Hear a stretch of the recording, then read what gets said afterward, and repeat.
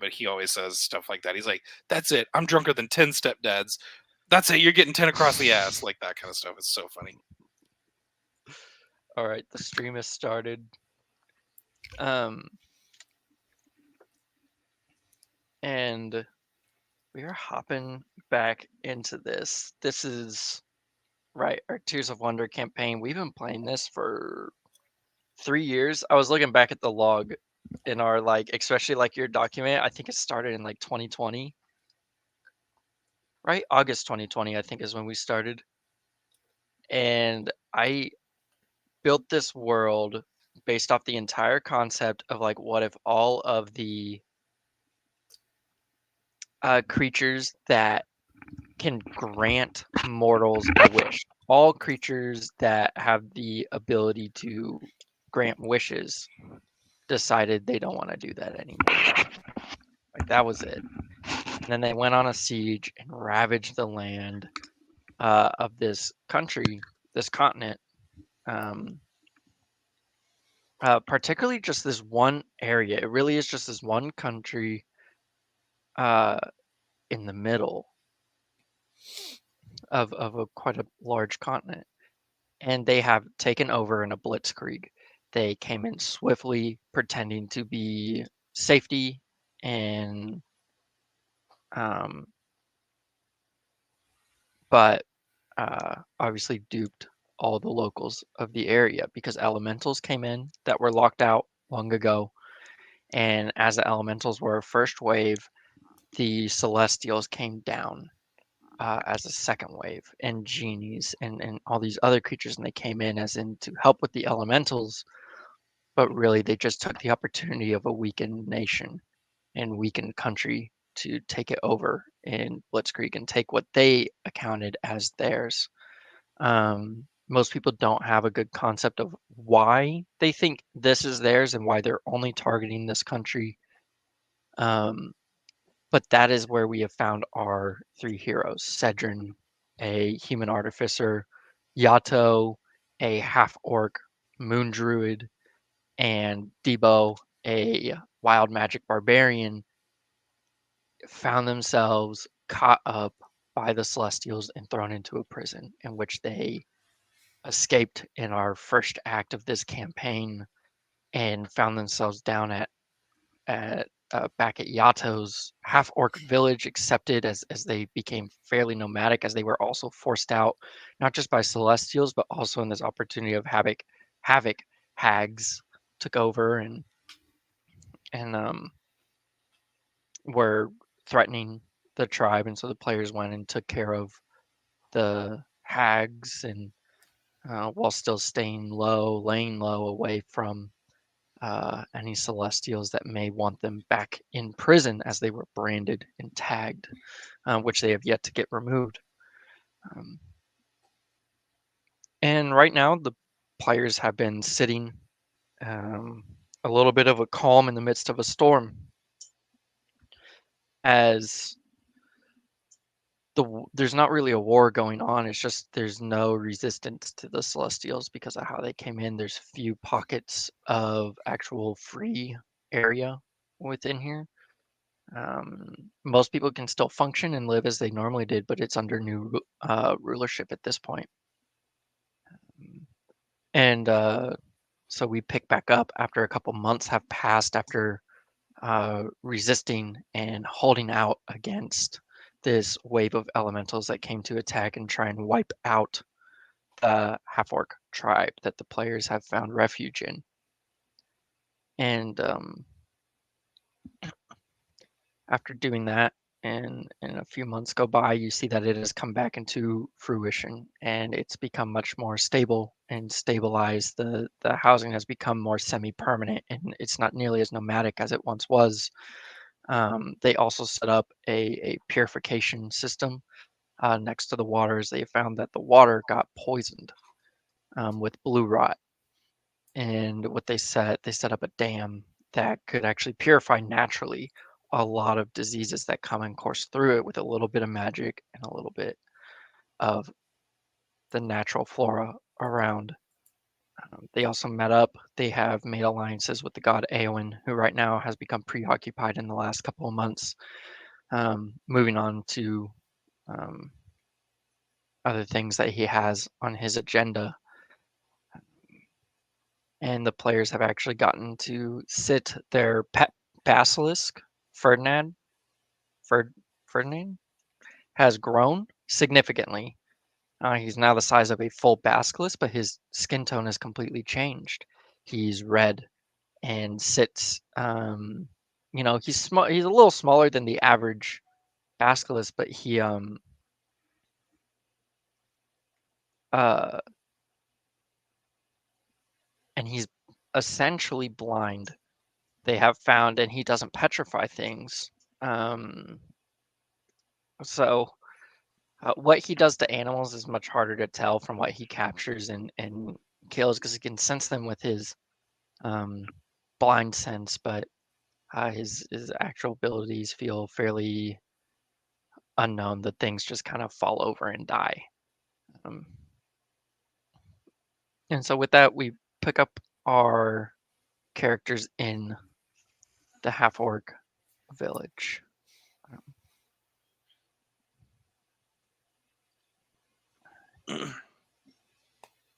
I'm immediately playing with the children of the village, playing like Okay. tag or something. Can you make me a dexterity check?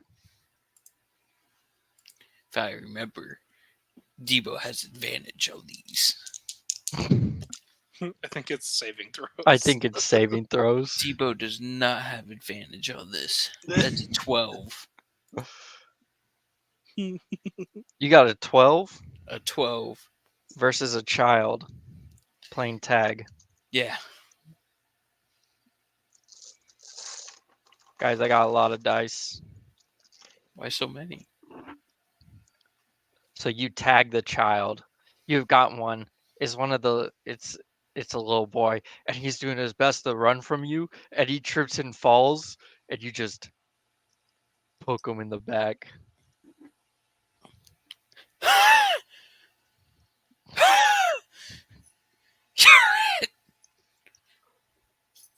Oh, I need a break. The kid takes this advantage. He hears your heavy breathing. He slaps your knee and he goes, "You are no match for the great Norman." And he runs so fast. Damn kids. That's all I do for now. Okay. Right. So, looking out at the village, I'd like to find Cedrin and have a word with him and Debo. Cedrin is probably sitting under one of the trees, writing or drawing in one of his notebooks some schematics or formulas, or just taking notes on kind of the nature and scenery around him. Baller. I'll approach him and I'll gesture over for Debo, noting that he might be a bit sluggish as he's exhausted himself on his game of tag. What's up, Yato? Yeah, I just wanted to say a couple words to you, and I'll wait for a moment for Debo to join us.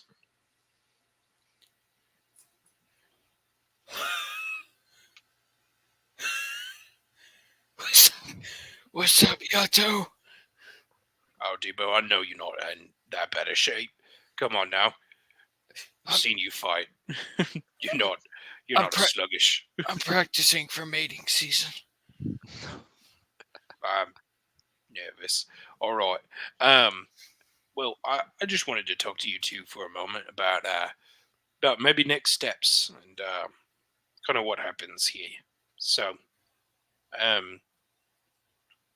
I think that since it's been a minute and we've helped a lot with reconstruction. It seems like the threats to the village have kind of faded a bit. We've been able to push back a lot of the threats and help the defenses here. I definitely don't mind being home here, but I know you two have other things that are pulling your attention, and I have a promise to uphold. So, Debo, I know you're yearning for the sea, and you mentioned that your god is calling you out there.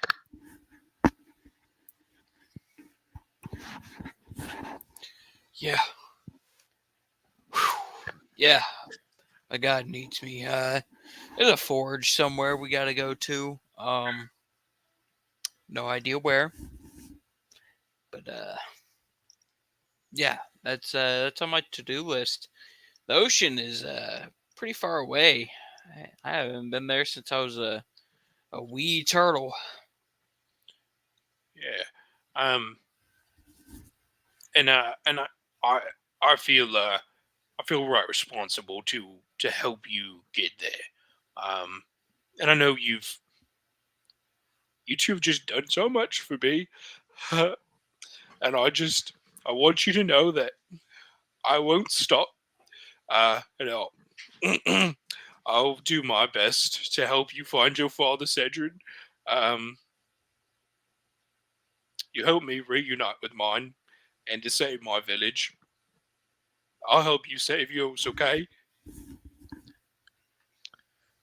Cedrin pats Yato with his silvery covered hand, and he goes, "It's you're good, Yato. You've also helped us already a lot too. But I think we should follow Debo because whoever has my father and the people that took over my village are. I think I want us in the best place possible. And I know we've already met one god. I've met two allegedly. Uh, but I think Debo needs to. I don't know. I agree with you. I think we should. I also feel obligated. I wouldn't be here without either one of you, and I have your back, Debo and Yato. Well, I appreciate that, and kind of wiping his eyes a little bit. Um, I just want to make sure you guys know that I'm not gonna bail on you, and I know how much you've done for me here, and I just appreciate both of you very much, and I'll be there for you. Cedric takes a good look at Yato and Debo, and just for give me a refresher on what you guys what your characters look like now after a few months, if you don't mind. Of course.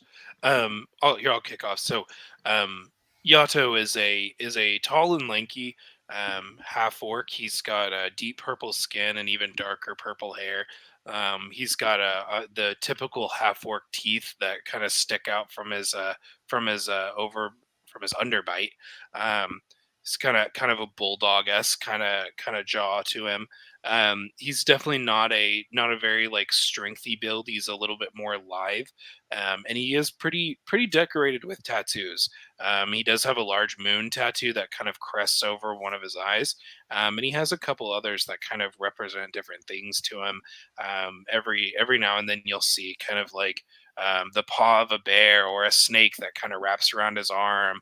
You'll see the tooth of a lion. You'll see different things like that, and he's definitely been kind of adding to it in the time that he's been here with his village, and kind of staying with some local tattoo artists, that sort of thing.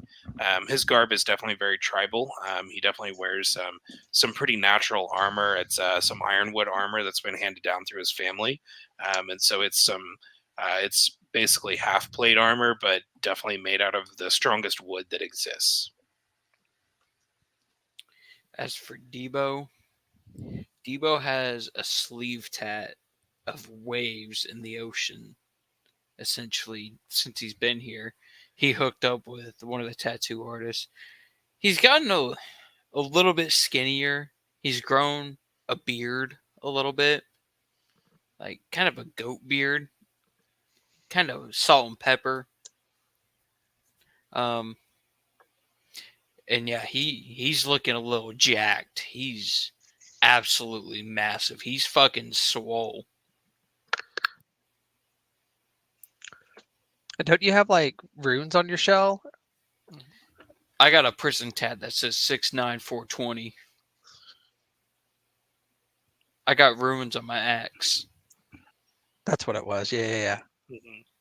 The new look cuts to just two of the people you met in the village that came up after some of your adventures was Alistair Stormcrow and Hadrian Blackwater. Looking back on the past couple of months, you see Debo has gotten up. Hadrian wakes up Debo every day before the sun, and he made Debo run. And they would go and they would spar just like their initial time when they first met. And Debo actually thwarted Hadrian and tossed Hadrian onto his back in a feat of strength coming out of combat. And as he does, Hadrian kind of continued to spend time with him as a sparring partner and working and just um,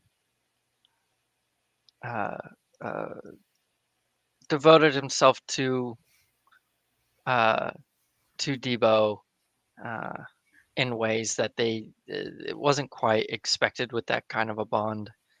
Um, he showed Debo many things. One of those things would be dip. Yeah. Lots more grappling. And so you can just still hear the, all right, boy.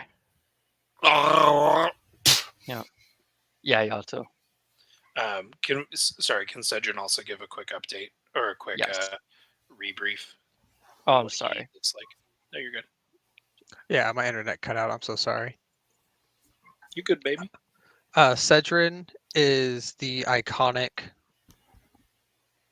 white boy human artificer. Wears glasses, but now they have like a little leather strip that he like kind of ties in the back to like keep him in place. He has kind of like little welder's goggles on top, but they're have like a crystal gem on the inside. He's not the tallest. He's like 5'8", 10. Kind of lanky, similar to Yato, just shorter. But over the past, since prison and the past few months, whatever baby fat was left on him, he's younger. He's still in his like early 20s. But he's definitely grown a little bit of more leaner muscle, gotten a lot physically more capable and stronger. And I believe it was his right arm or his left arm. I forgot which one. I think it's his right arm is a silver all-purpose multi-tool that was it was chopped off by an elemental, and they had some people in the village that kind of knew this new arcane magic, and now he has a chromed up right hand. But it was not the arm that had his prison numbers on it, so he is still barked.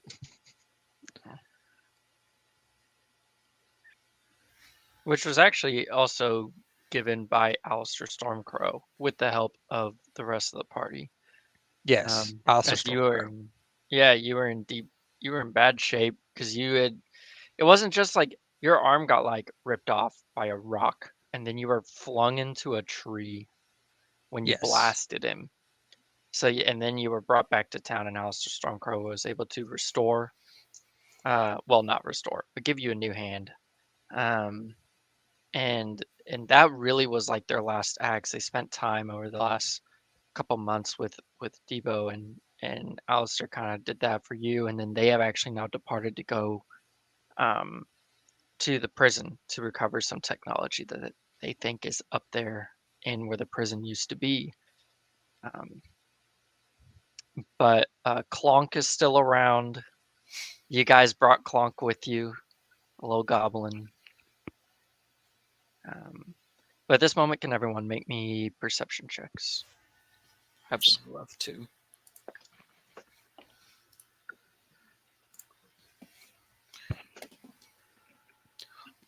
That's pretty good. 21. Very good. 18. Also 21. Damn. Okay, you all see this little fluttering, sparkling fairy. It's like a little sprite, little fairy, off in up here around near, kind of in the corner up where the forest is, and you see it just in the bushes, and it's beckoning you guys. You can hear it jingle a little bit as it's like waving. It's like, come here, come here.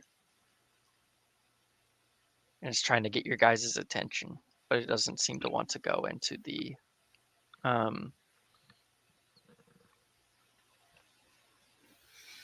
village. Um, uh, being from a woodland place, how common is this kind of occurrence?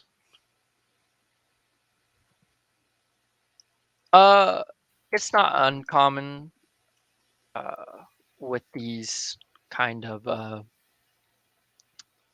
creatures, especially once the hags disappeared. It's allowed a lot of other creatures to really actually become far more prolific and kind of get back to their old grounds that they didn't have access to before. Okay. So the last few months we've seen kind of a resurgence of local flora and fauna. Mm-hmm. All right. Kind of seeing the little jingling. I'll kind of look at the others, shrug a bit, and say, "All right, might as well kick off the day like that."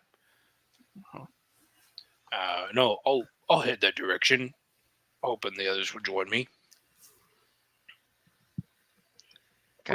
I'll follow. I follow. Okay.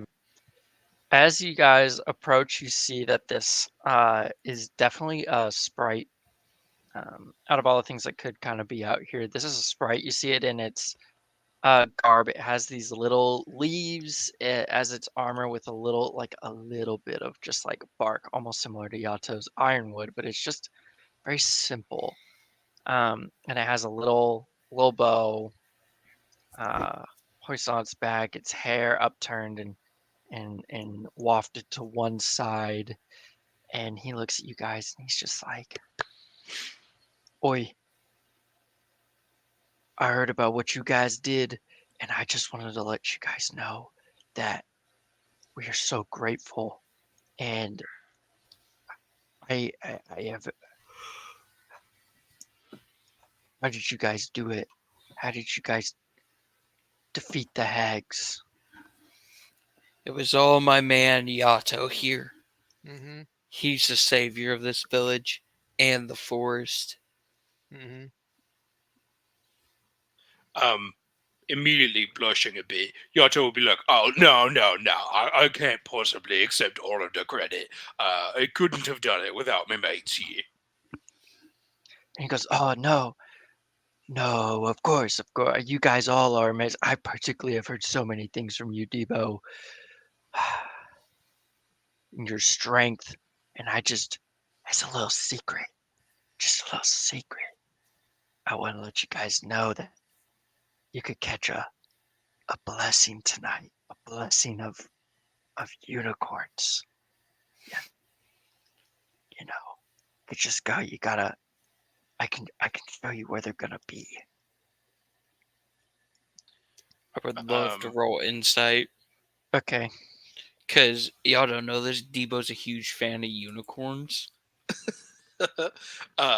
I kind of want to roll insight for a slightly different reason. Go for it. I got a 10. So I'd like to roll insight because I'm not sure. One, I'm sure that he has heard that somebody killed the hags, but I don't know how he knows who we are and our names specifically. And so I'm not really sure why he would be like, "Hey guys," and then like seeking us out so specifically. So I've always kind of heard the phrase of like never trust a fae kind of thing. So I'm kind of like, all right, what are you up to? It's I kinda don't know what racist. role this is, but I just want to see if it even is a fae, or if it's like an illusion, or if it's polymorph thing. Yeah, that's a spell. There's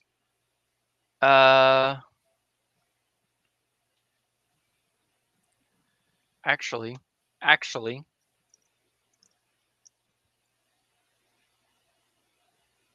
I have it. Blah blah blah.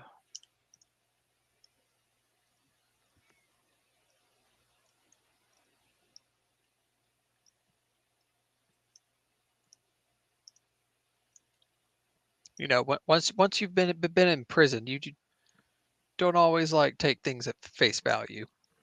Couldn't have said it better myself. But these unicorns.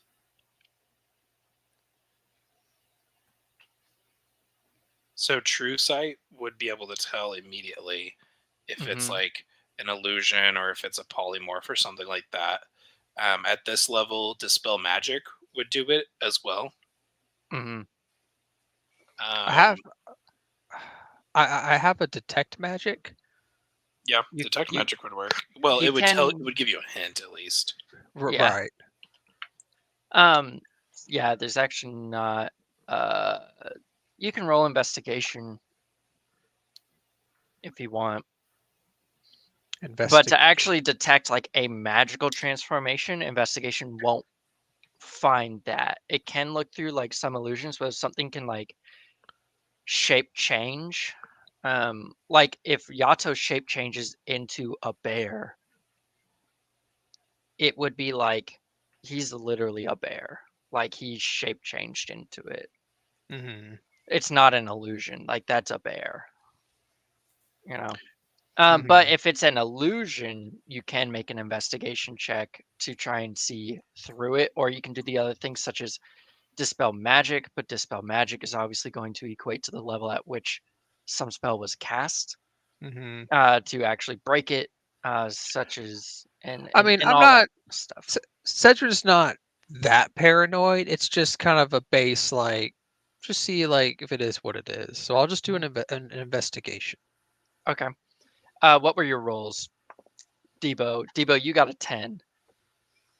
Sorry, this is a genuine. This is very genuine from the Fae. If anyone would know where Blessing of Horses is, Blessing of Unicorns, it would be a sprite. They're magical. Unicorns are magical. The math is mathin'.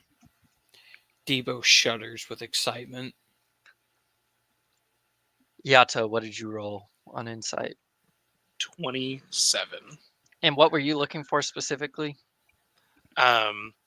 So I was suspicious of somebody showing up, like buttering us up, knowing our names, and then inviting us to like a meeting in the forest. Like that's very unusual to It's me. very Fae. It's very Yeah, that's Fae. a very Fae thing to do. So I was kind of like, that's Yato's like always heard like never trust a Fae kind of thing, or like never tell a Right. Fae your full name kind of thing. So That's he's like, okay, hang on a second. Like, what are the motives here? Like, of course we'd want to go see unicorns. Like, who wouldn't want to go see that? And right. so Yeah. that's why he's like suspicious of that. So what was your total? 27, Okay. 18, and 9. Dang. You get the he's talking to you and the names. You find that definitely his interests seem beyond just wanting to show you something. But the offer is genuine. You see no inclination that this is not he's not making a bad offer. He Mhm. legitimately wants to take you to go see a Blessing of Unicorns. That like it's such a specific like gift to try and offer. Okay. So maybe like a gift and then kind of ask us for a favor or something afterward or something like that is kind of the vibe I get. That would definitely be the vibe you give. This person, this Fae is definitely looking for more than just to show you a good time. Okay. But Okay. but all Fae like to have a good time. Yeah. Yeah. Okay, cool. Like, and I understand. Insight's not like a truth serum. Like, I understand that. Mhm. So I'm just kind of like curious of like, I'm okay, giving hang you the on, like, best I can offer. yeah, no, that's great. No, that's fantastic. And so I'm just kind of like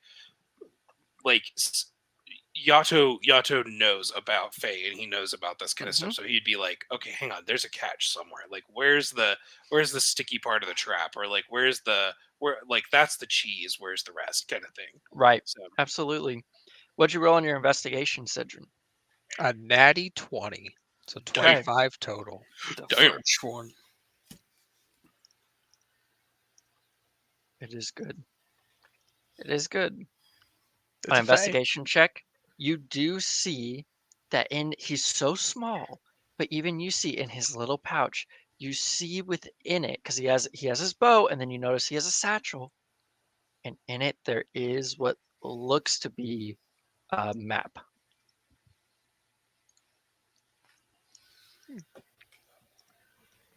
mm. Okay. So kind of detecting everything that I've detected. I'll kind of speak up first and just say, well, Cedrin, we were just talking about how we wanted to be at our strongest. A blessing of unicorns would be pretty cool. And it's not every day you get to see a unicorn. Who wouldn't want to see a unicorn, right? Right. And Yeah. kind of looking at Debo, does he seem like more excited or less excited than me? You just see him like start shaking and go. And you see immediately the sprite is ground. He starts to flutter, and he gets a little closer, and he goes, "I understand your hesitancy that you might have with going with a stranger, but really I'm actually a native. So I'm not really a stranger. Yeah, so that I makes know it this okay. place so great, and I can tell the excitement. Unicorns are once in a lifetime. They're only back because of what you all have done, so you deserve to see them. For Shannon to be at your best, you wouldn't imagine what some aspects of a unicorn can give you. You take some of their hair, you make a bow that won't break. You take a little bit of their fecal matter, and some say you can make a wish from it. That's pretty cool. You get a bit of the horn, and you will make something that could even turn back the tides of a dagger of great venom. It could cure the petrification from a basilisk. And he looks over at Ferdinand, and then he goes, and not only that, but if you take the blood of a unicorn, you can reveal the true intentions of anyone you ever meet once again. You can grant yourself a sight beyond any that you have ever seen to the heart of man. Now, I give you all this. It is all at your disposal. Debo, Yato, Cedrin. So tell me, young friend, since you're native and since you're so generous and kind in celebrating our heroic achievements, number one, what can we call you? And he goes, you can call me Finwick. I am Finwick from, me and the sprites back home from the Bellows is the name of our little hub we have back deeper in the forest that we try to keep pretty well close to home. Very Did you good. use that map in your pouch to find us? No, I smelled you. Oh, There's not very many walking turtles around here that tend to stand out pretty significantly. You're That's telling me there's more? Oh yeah, there's a lot of them. They're just not here, not local. Not in the last 800 years, though. They tended to go back to the ocean. Any females from these last 800 years? I honestly can't tell the difference. fair points. So Homophobe. I don't. Okay, never mind. Nope, not gonna bite. Not gonna bite. So, well, it's a pleasure to meet you, Finwick. out of genuine curiosity, obviously you're presenting a pretty grand offer and a pretty big use of your time.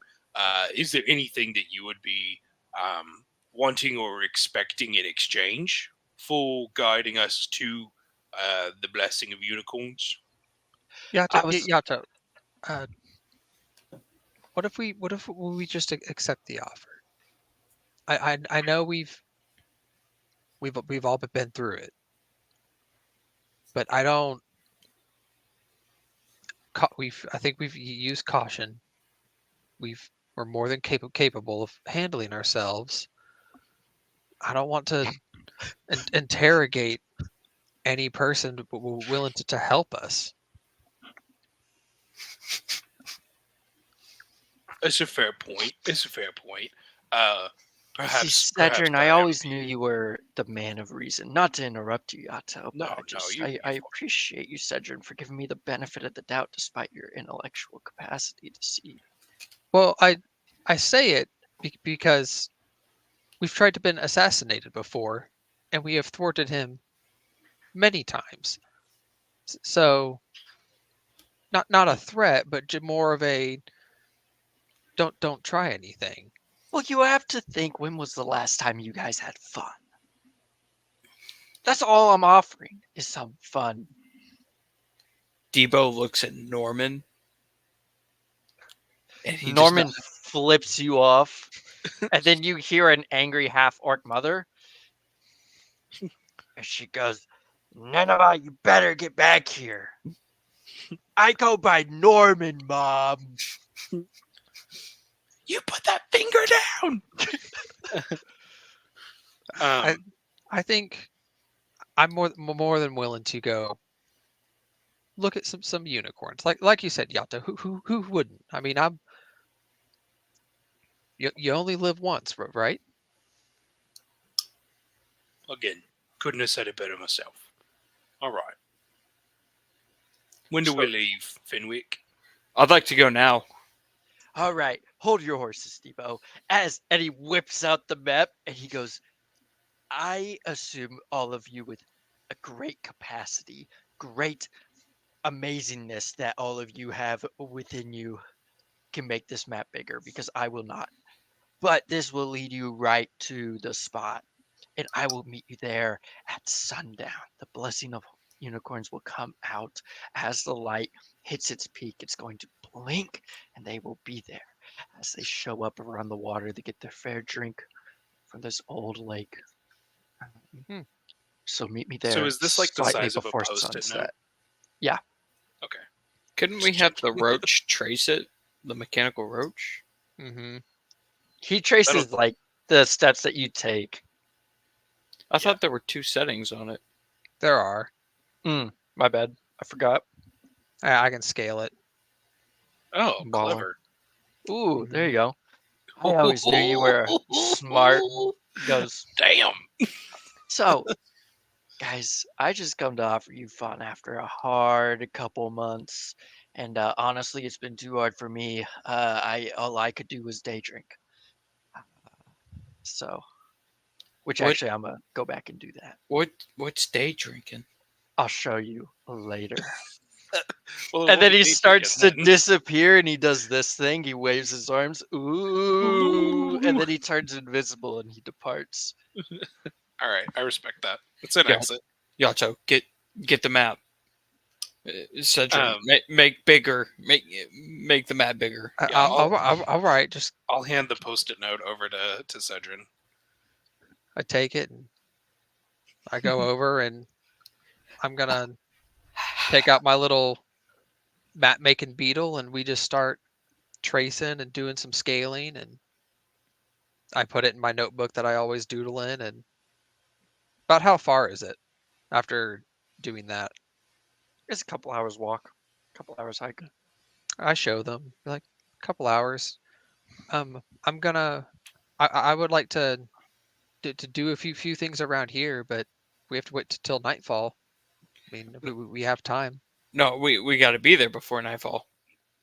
Well, yes, but I mean, I'm not in a hurry or anything, but like, he said he wants us there before nightfall, man. You see Um, Ninabon walking down with his one arm swinging. He's coming around from the stables. And he goes, "What are you boys doing?" He goes, "You making good use of that ironwood yet?" He goes, um, we're it looks like we're gonna head into the forest for the evening. Do you need anything while we're out? If you come across any horses, a couple more wouldn't be too bad, as we are kind of starting to rally more people from around that got scattered in the last of the chaos. So getting some more horsemen would be great. But, no big deal. You just take your time. And then he does this, but like he forgets he's missing this arm. So his nub just comes up. Oh. And he goes, "I just wanted to check on you. I'm so grateful for all that you boys have done for us. But yeah, I also wanted to come and tell you Ferdinand he's I think he's digging at something. He's being kind of disruptive. Ferdinandez? Yeah, he's just digging. That may just be his instincts really kicking in. Sometimes I don't understand if he just doesn't know where to go because he's blind. But I thought I'd come to. I don't want to touch him. Hey, I mean, boy. he's got trimmer sense, so I mean he might have felt something. So I'll go with Devo over and I'll kind of like whistle at him and I'll head over to him. Cedric's gonna go grab his gear and his hide armor and things from wherever he stays. Okay. Yeah, you guys have a little cabin that you all have built together over time that suits all of you and keeps all your items fairly safe. You've probably suited it out to protect your valuable items. So whatever you wish to be in there is there. So if you have a secret cubby that you keep your spell book in, or if you have whatever, all those things because you built this home would be in there. Okay. As you approach Fernan, roll a nature check. Ferdinand's pregnant. Yep, just one of you. Okay. That is a nature's. That is a 14. Okay. Ferdinand is tentatively digging at the ground, but you see it looks like he had started pretty aggressively and has dug a pretty deep hole, but as he's closer you see him almost backing out tentatively and cautiously. He seems distressed.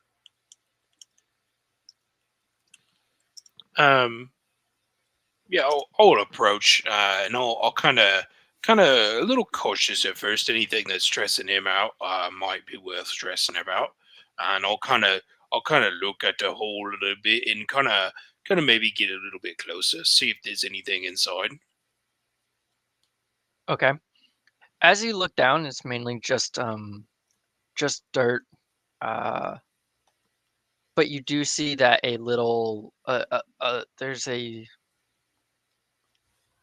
roll investigation.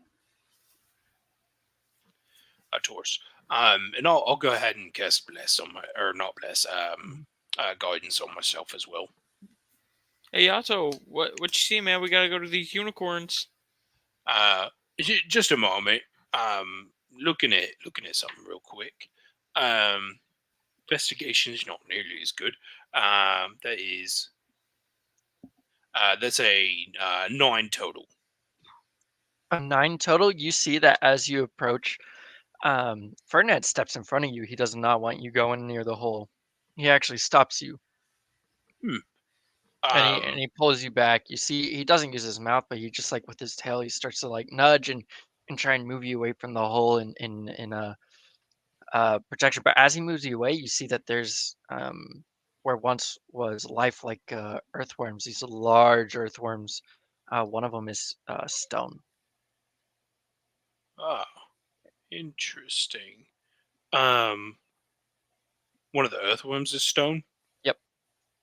I'll on my staff of woodlands, I'll use a charge to cast speak with animals, and I'll speak with Ferdinand.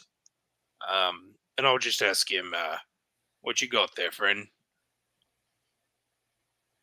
Uh, he just starts talking, and all you hear him saying as soon as you cast speak with animals, you realize that like his grunts and everything start to go from this grunting to this gurgling to this away, away from all.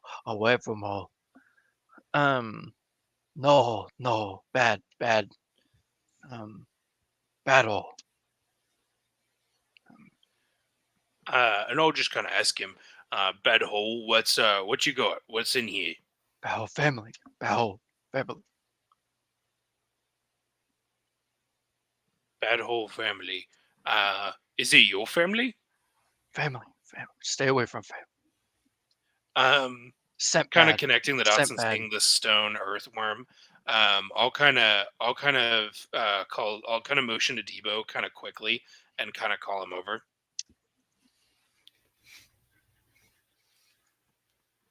Yeah. What's going on? I'll kind of point at the hole to where he can see the earthworms and like the stone earthworm. And I'll kind of say, I think we might be having some basilisks coming in. Okay, this is really close to your village, so we need to like. I don't want to be near the unicorns, but I saw how Cedrin wanted to go, so I'm just trying to hurry up. So maybe we should get Cedrin over here and handle this. But I don't want another, and I point to Fernan, issue. I mean, he's blind. You're fine. You can point at him. Yeah, I'll let's see.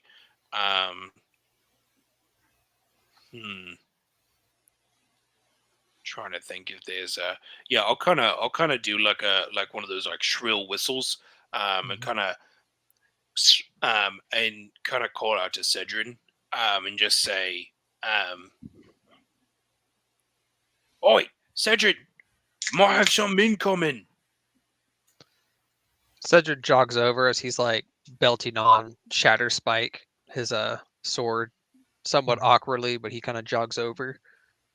What's incoming? Ferdinand thinks that he thinks there might be some basilisks coming in, some of his family. Doesn't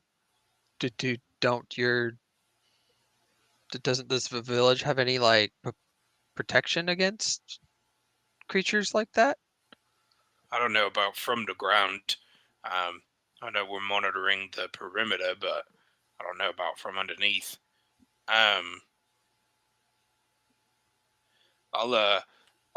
kind of look around and see if I can see like the village elder or the chief. Okay, you see Edowetta pretty immediately. He's honestly just enjoying the day. He's sitting there, he's smoking a pipe, kind of enjoying the peace that his village has that hasn't been there for some time. Okay. I'll kind of call out to him and just kind of call him over, and like I don't want to like raise the alarm yet, but I also don't want like a bunch of basilisks to pop out and like turn everybody to stone whenever like this could possibly be avoided. And so I'm kind of like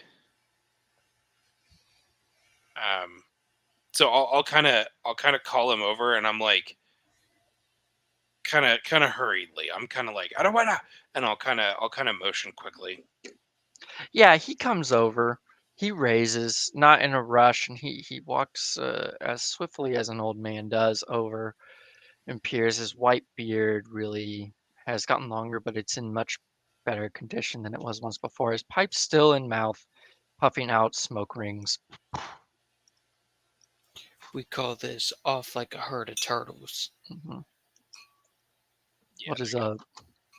I'll kind of explain the situation just briefly, kind of gesturing to the hole in the stone and kind of what Ferdinand has said, and I'll just ask him like what he wants to do as far as like, do we alert the village? Do we just say like everybody keep your eyes shut, and just kind of like just in case, and like I'll let him know like we won't. Obviously, we're not leaving until like this is resolved. Mm-hmm. He looks at it, and upon hearing the information, and he looks at Ferdinand, he looks at you, and he takes it in and goes, I would just keep basilisks they are just a part of this nature. They probably came down from the mountains after that explosion. Um, they may be following Ferdinand, his scent. We don't know, but either way, they're here. We can put up some wards. I'll get my best people on it, but honestly, if they pop up, they pop up. We'll take care of it. The villagers know what to do, and if anything were to happen to anyone, Shea will take care of them and return them right as rain. We've been through one affliction and one war, one battle. I think dealing with what nature has to throw at us is the least of our worries. At least the natural order is returning to what it should be. All right.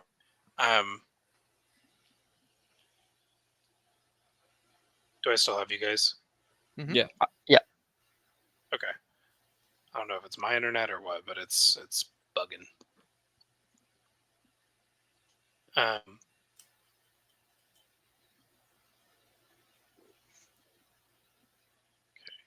Um,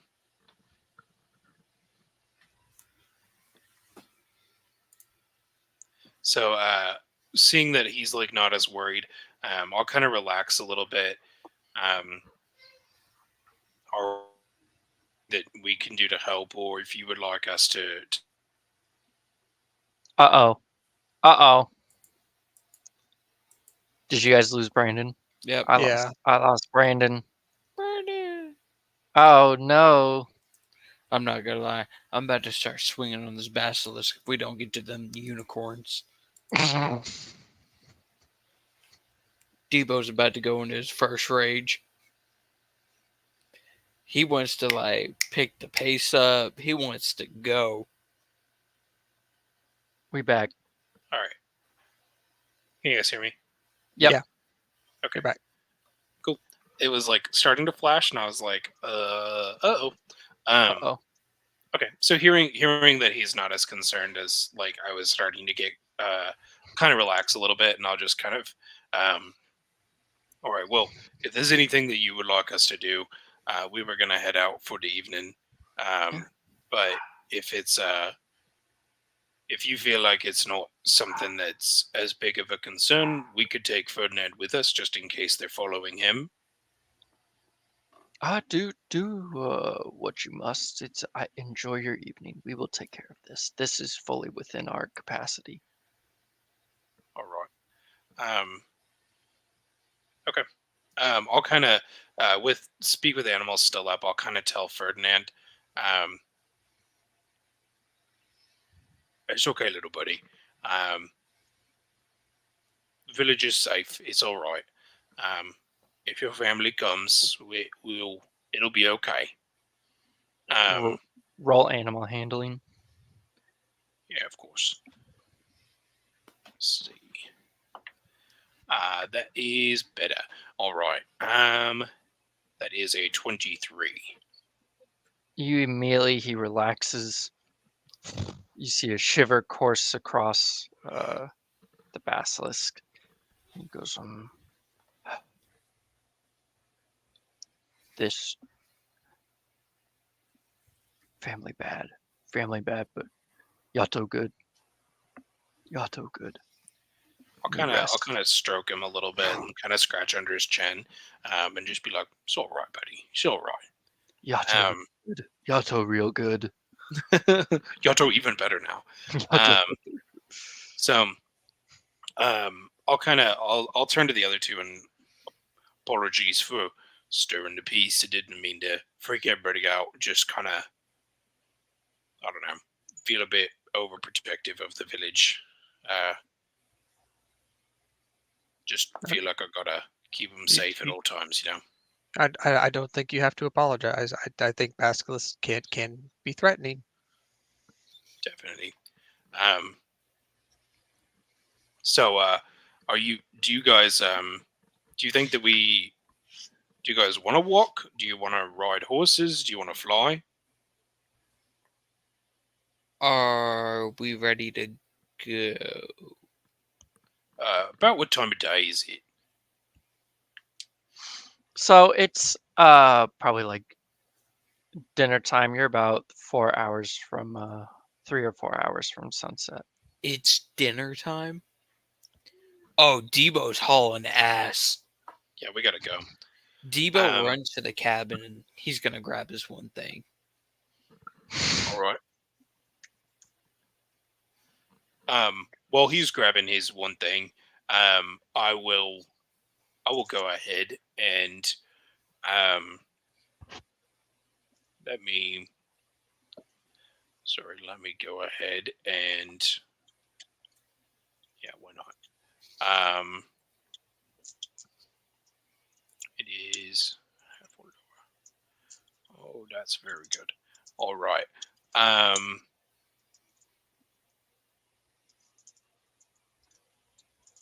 Okay.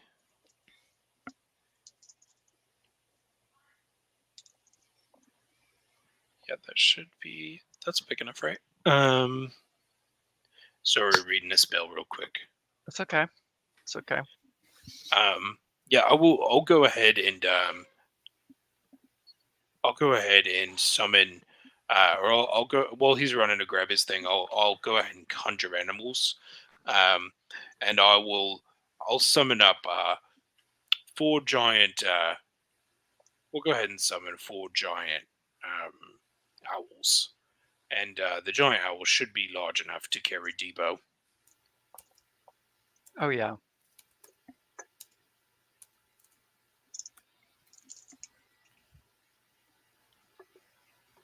All right, I got my thing.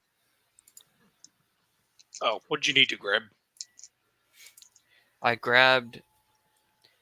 You guys might not remember it, but I have a small metal finch, and it lets me communicate to Sloth. Oh, okay, yeah. And I am talking to Sloth about these unicorns in Infernal. Nice.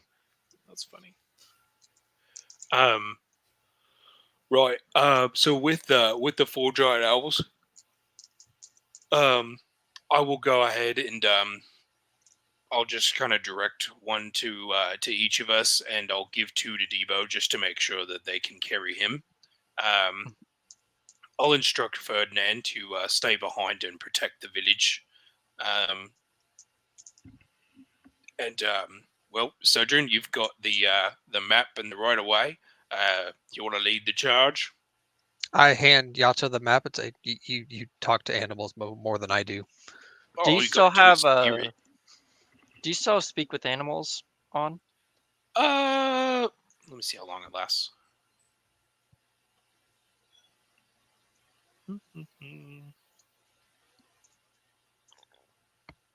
Let's see.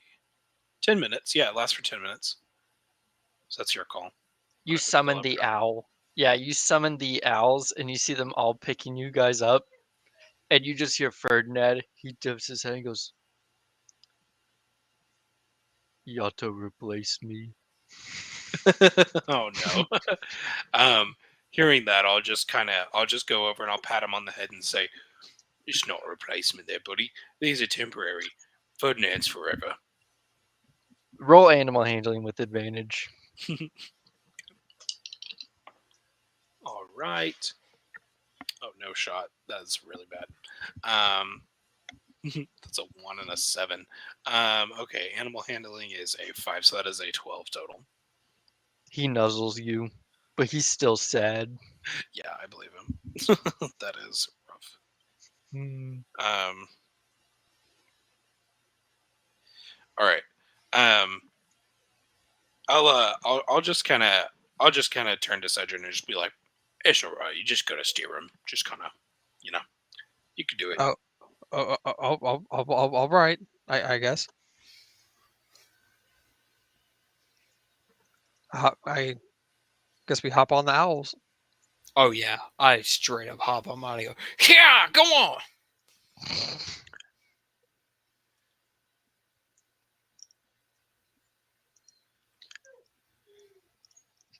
Bam! I gotta get these dudes ready. I got another one. Bam! Beep bop. I moved you guys to the Perfect. other map, and I'm gonna have to let Grace because Grace is whining. Yeah, I'm gonna grab a drink while you do that. Moving you guys. Okay. You guys should have control of your characters. I'm just making the owls probably 1 unit, and I will bring the owls in control C. Control B. Cool. Give me 1 sec. Yeah, I'm gonna go grab food.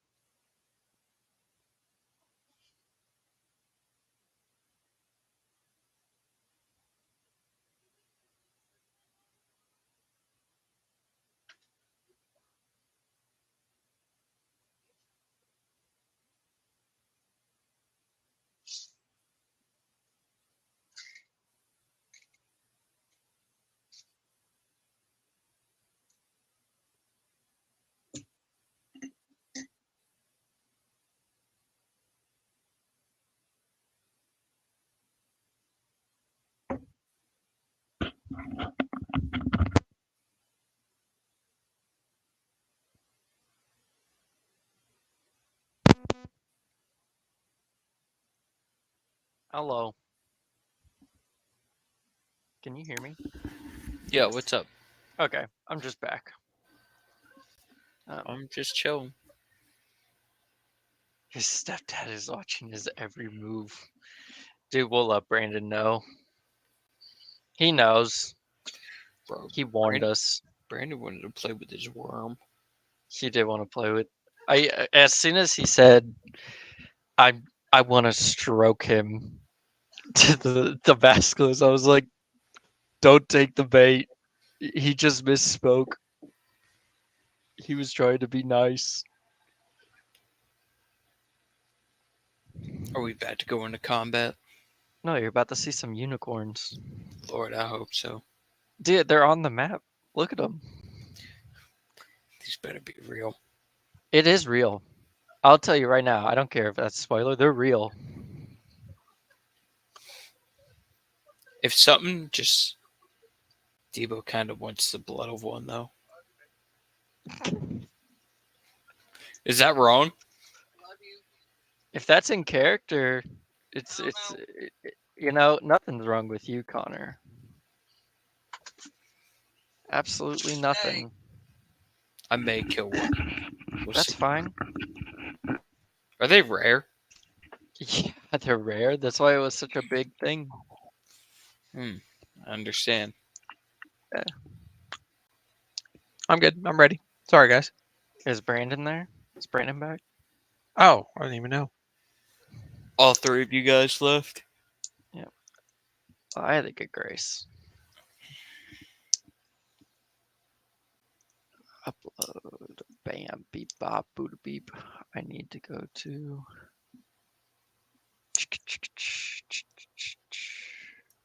Yo, Jim, Yeah, I'm killing it in bowling right now. really? Yeah, I have a 211 average.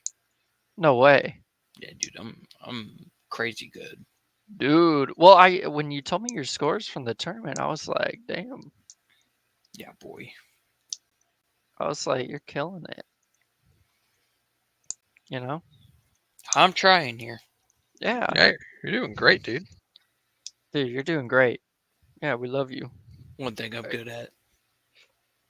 I mean, you're good at a lot of stuff. You just think you suck. You have like the worst imposter syndrome I've ever seen. I'm built retarded. Don't say that word.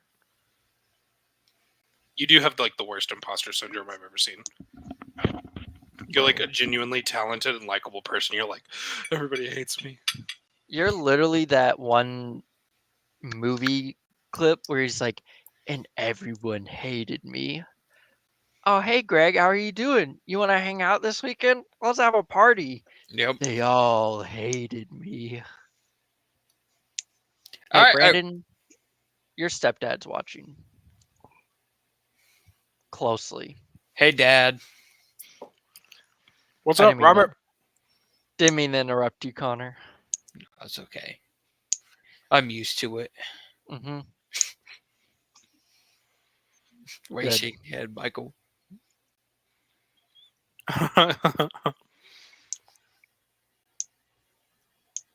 We ready?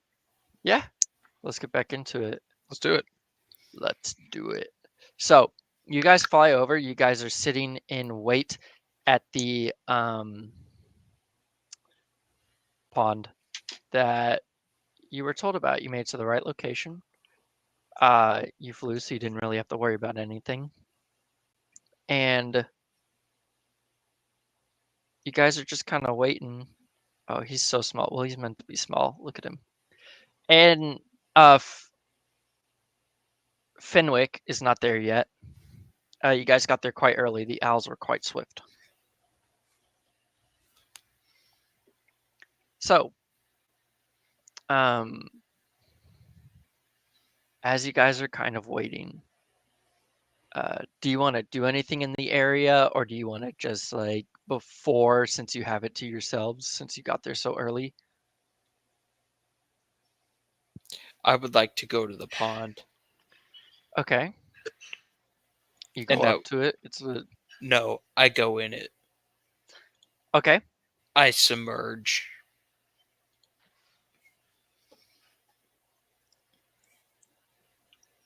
Uh,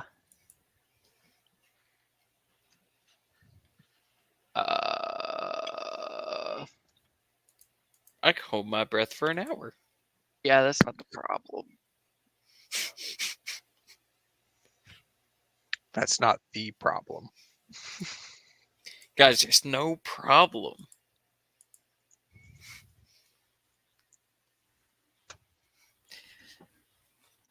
He was not ready for this big brain. Crocodile Oh, infested.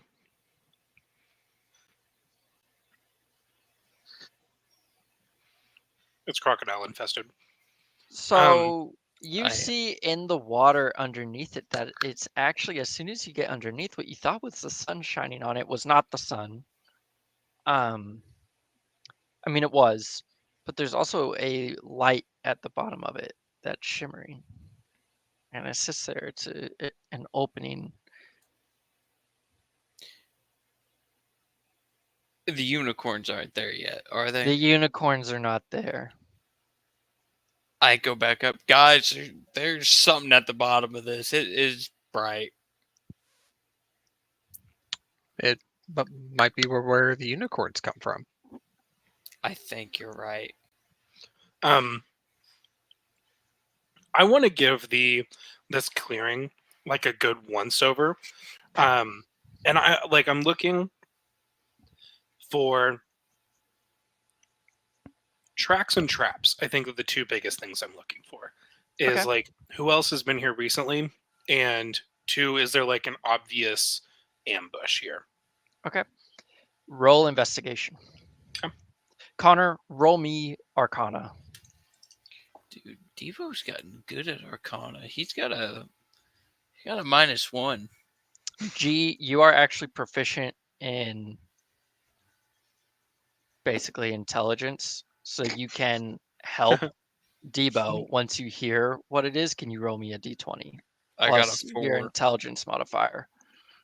'Kay. You got a 4? Yeah. Debo needs a lot of help. He didn't get it because I got an 8. Total? Yeah. You rolled a 3? Yeah. Damn. Okay, what'd you roll on your investigation, Brandon, before we get to the two guys that know look in exactly ponds. what's going on with that pond? I got a 15. Okay, with a 15, you actually survey. You do find some footsteps, like footprints of people that have been around. You also find tracks of some animals. You find some hoof tracks, but the footprints are a little more distinguished as they are heavy boots. They've made deep indentations into this soft ground, and you find the remnants of a piece of a trap, and it has an SS engraved on it. It says property of SS. G, are you doing your thing? Yeah. No way. Are you doing Flash of Genius? Yeah. Forgot Yeah. about it. So it's a 13. With a 13, Debo, you're sitting there and you're like, this is where the unicorns are going to come from. And then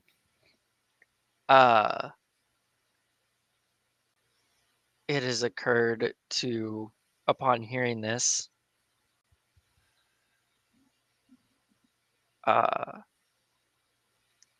Cedrin, I blanked on your name. I apologize, Cedrin.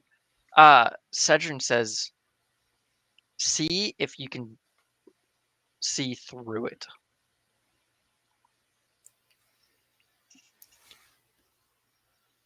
Ooh, splish splash, I was taking a bath. I'm like that boom, boom, monkey boom. that was swimming under the water. That's what Debo's doing. He's so happy. He's going to see some unicorns right now before they Mhm. come out. So what do you do? Like, what are you doing? Do you Oh, just float over it, or what are you? No, I'm getting like bug eyes close. Okay, so your bug eyes close, and as you get bug eyes close, your snoot actually hits some resistance, Do I see and any? just boop. You do see through it, and you actually see a beautiful, beautiful forest. And it's not actually a forest, but you realize as you look further into it, it's a garden. You see the most beautiful garden you've ever seen. You see the freshest fruit hanging from trees, berries growing at the perfect ripeness on the bushes. You see grass that is lush without a tinge of yellow upon it. Everything is perfect in the eyes of you. Everything. But you find yourself stuck, pressed against this, your eyes bugging out. You don't see any traces of unicorns. I'm stuck. You're not stuck. You just Oh. can't go through it. You find your resistance. It's almost like a glass wall is there. I swim back up as fast as I can. I'm like, guys, I found the most amazing thing. There's a garden at the bottom of the lake. It's like a gateway, and they got grass. They got berries. Oh, they look so ripe. I'm salivating over here. So, okay, so hearing this, I'm like, wait, there's a garden at the bottom of the pond. Oh, Mhm. Is it like in a bowl or a gym or a hole? it's like a hole, but you can see through the hole, but you can't go through the hole. Oh, It's a hole. I think I'm more confused now. and it just won't let you through. Won't let me through. You Well- see Fenwick comes out of the lake too.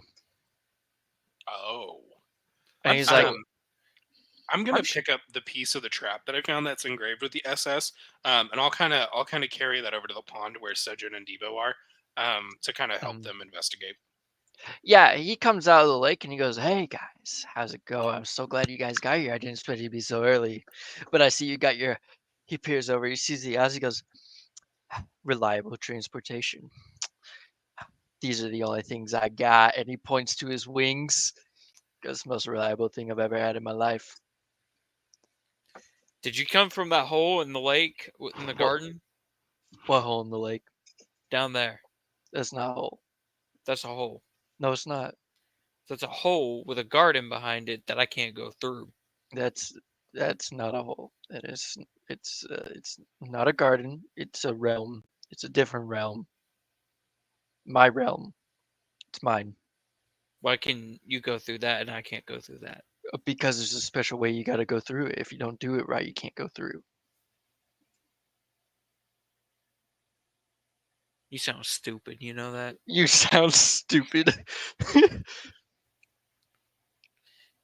no unicorns here. I can't. You have to wait until sunset. I came just at the time before sunset. They're gonna be here. I promise you, Debo. They will be here.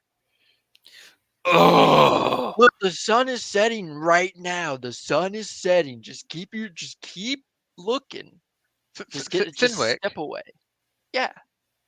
what realm is that? Oh, it's Feywild. Are there elves there? I would say I'm like here. Yeah, they came over like a year ago. I mean, they were always there, but they kind of they were hanging out here for a while. But I guess Yeah, they but decided I to come meant- back. Fenwick, what if we wanted to visit your realm? Oh, I guess you're gonna have to find a way in. Well, you said it would have to be a special way in.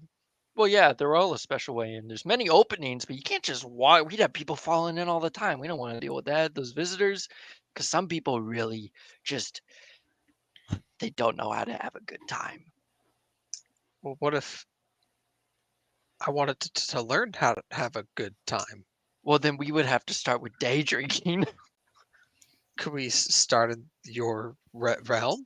No, absolutely not. We got to see what you can do here. I can't just let anyone in. That's beyond me. That's totally beyond me. Who's it not beyond? What do you Cedrin's like trying to be very nonchalant, but he's quite Mhm. obviously like he wants to go to the Feywild for other reasons. I don't really think it would be for you. It doesn't seem. You look like you're allergic to grass. I won't know not. until I try.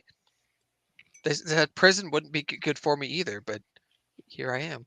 I don't think it was good for you. But like, if you really want to go, let's get through tonight, guys. And if we want to hang out some more, look, I get it. You want to hang out with me. I understand. Lots of people do. But you got to make a reservation. I'm very busy. I'm as busy as they get. The busiest little winged sprite you'll ever meet. I'll really think on your offer, but clinginess just isn't attractive to me. I do have to admit, day drinking does sound pretty nice. We can do it tomorrow because right now it's night. Night drinking's normal. Cedrin puts on. He's got these goggles on his head now that fit over his eyeglasses, and he sticks his head in the water to take a look at the portal. He's fascinated by the magic. You see it. It's a shimmering yellow portal. In essence, as you look down, you see the sun has set as you look through it, and as it does, there is there's a flash of light that crosses the landscape, and as it does, you see bubbling begin to come out of this portal, and as it does, unicorns shoot out of the portal, coming out of the lake to hang out around and nurture upon the grass on this side of the pond. Literally. And as I do, can you just uh make me a dexterity saving throw? I don't want to use this dice anymore.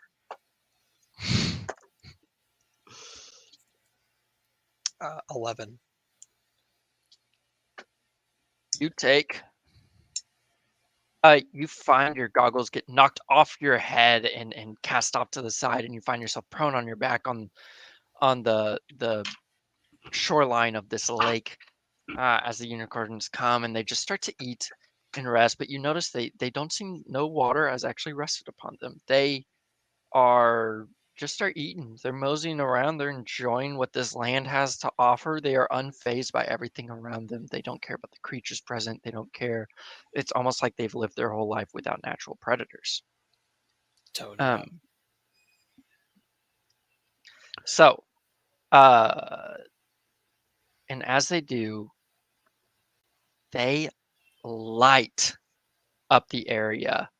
It's like the sun had set, but as the moon has come out and shown itself, it's like these unicorns have the essence of moonlight in them, and they cast this 30-foot radius of moonlight around them, illuminating the landscape. Each of their hooves is just like a light bulb. Essentially, it is a beacon of light as they take each step, and you see flutters of sparkles fly out of their mane, and the fireflies follow them.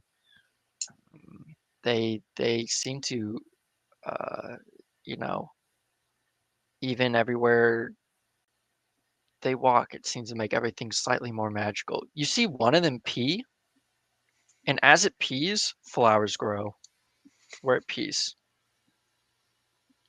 One of them poops, and it doesn't poop like a brown turd. It poops out, and it's a perfect sphere, and it's pink. Debo was sneaking up on that. You want to try and sneak up on a unicorn? Yeah. Roll.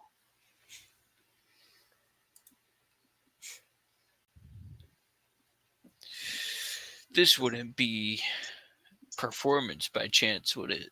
So move your character to which unicorn you want to sneak up on. I would say the lone wolf over here. The pooped one. The poopin' one. The poopening. That's a 18. Okay. You have, it seems to not notice you.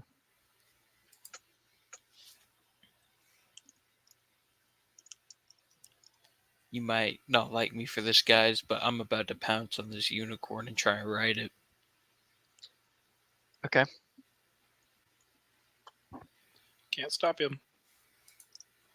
That is my plan. While he's sneaking up on this unicorn, because I'm kind of caught in like observing him and that sort of thing. I do want to have the 4 owls that are here.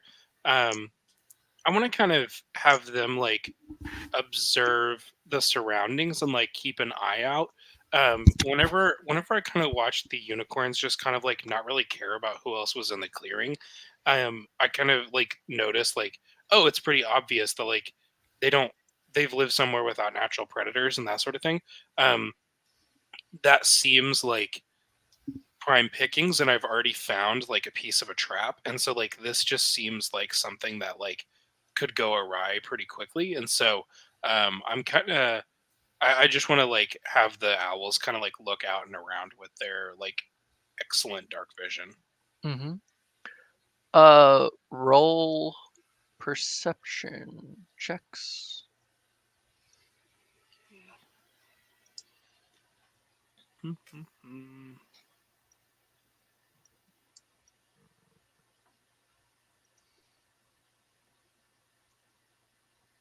I'll make 4 copies of this owl, and you can move them where you want.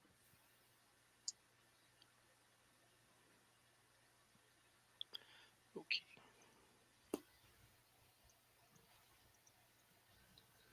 Um, Okay.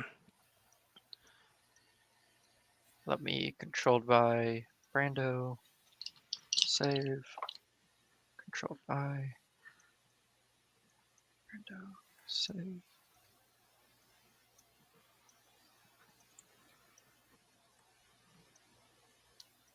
Yeah, what's your role? So it is a versus- dirty 20. Damn, boy.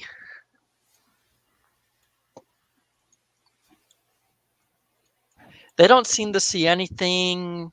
They seem not alert to anything. They're moving Okay. their head around. And all this. Connor, can you roll me? Well, before we get to Connor, because you tell me what you're trying to do. Cedrin, you want to do anything? I think he just picks up his goggles and he just starts kind of watching and sketching the unicorns, just taking kind of the scientific observation route. Okay. Debo. Roll. This is going to be kind of a skill challenge. I need you to roll athletics to try and leap on the unicorn. You said athletics, huh? Athletics. Oh no, how's a 28 looking? Jesus. Okay, you leap. Your legs, I don't even think your turtle has kneecaps, but he lunges into the air and lands, and you are on the back of this unicorn. The unicorn immediately begins to buck. I need you to roll animal handling. As I'm doing this, can I scream to Cedrin to sketch this? Yeah. Cedrin! That's pretty good. How's a 16 looking? With a 16, you're able to stay on the unicorn. It's bucking, it's kicking, and then you feel it.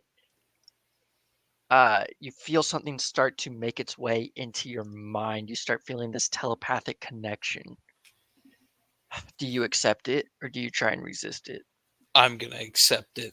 You accept it. What languages do you know? I know you know Infernal and Common. Aquan, Common, Infernal.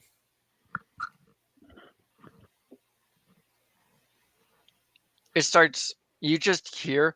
Oh, oh, oh, oh, the most celestial sounding music in your mind, but then it has like these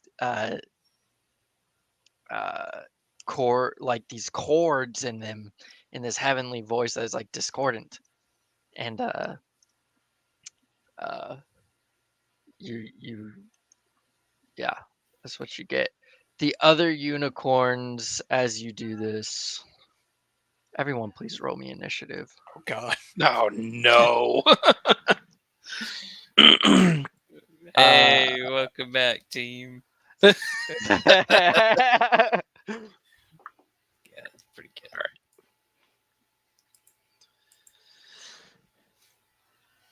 Cedrin, did you sketch this, by the way?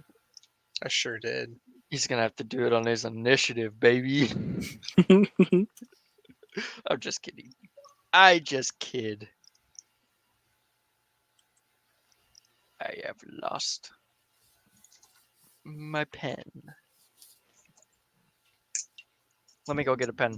I need it. I did not mean to cause initiative, everyone. I just wanted to write. You're fine. Yeah, you're fine, dude. Whatever's gonna happen is gonna happen, man. It's fine. Yeah, 100%. You know, it's been a while since we played. I gotta cause a little chaos. Yeah, the campaign's called Chaos and Bliss. You bring the True. chaos, It's and true. one of us will bring the bliss. Maybe, I don't know. We'll see. Yeah, whenever you're like, how close is he? I was like, oh boy. Because, like, I pictured Debo like a crocodile, just like Yeah, Head in the water, sneaking up on him. All right, what are those initiatives, boys? 15. Cedrin? 9. Damn. Debo? 13. Okay. Believe it or not, the unicorn's got a 16. Damn. So Connor, make a dex save. Yes. Well, this will be a contest. It's strength versus your strength Okay. to try and throw you off. So it's a strength save or a strength check? Do a strength check. I apologize. This is contest. 21. Okay, you feel it. You realize that this unicorn is so much stronger than you took it for. It is a full-size horse. It's actually slightly larger than an average horse. That's why it can hold and buck your immense weight, 4.2 stones. Or what was it, 40.2 stones? Insanely well. 34.5. Yeah, something like that. Hi, Michelle. Hi, Michelle. Hi, Michelle. Half of 69, 34.5. Sorry, Yep. I need an opinion question, answer real quick. Purple. Purple. But yeah, so it's able to hold your weight and buck and run and prance, but it moves 50 feet.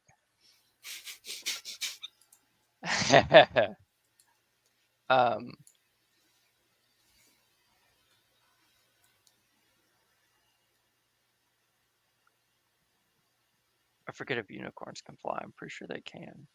But no, we cannot. What a dummy. But he moves 50 feet. Just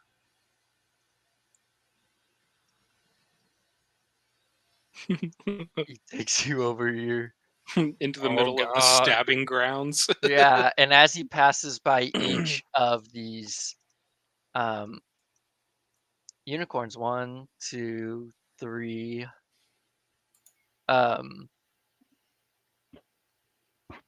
they each take an attack on you. What's your AC by the way? 17. Okay. That's a hit. Brandon, I'm okay.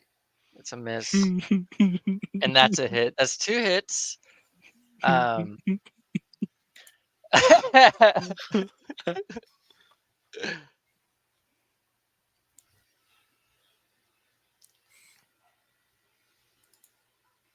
And for each hit, make a strength saving throw because it counts as if this unicorn is running like full speed, and then you're being stabbed by the unicorn, so it's counting as using their charge feature. It's like getting hit by a charged unicorn. So is it strength or strength saving throw on this one? This one's a strength saving throw. Great. You have to make 2. Great. No doubt in my mind. What's a natural 20 and then 11 plus 10? It's 21. Okay.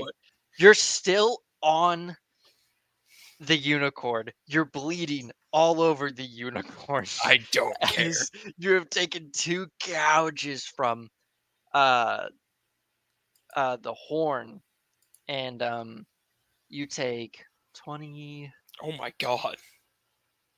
plus 18 points of damage. 39?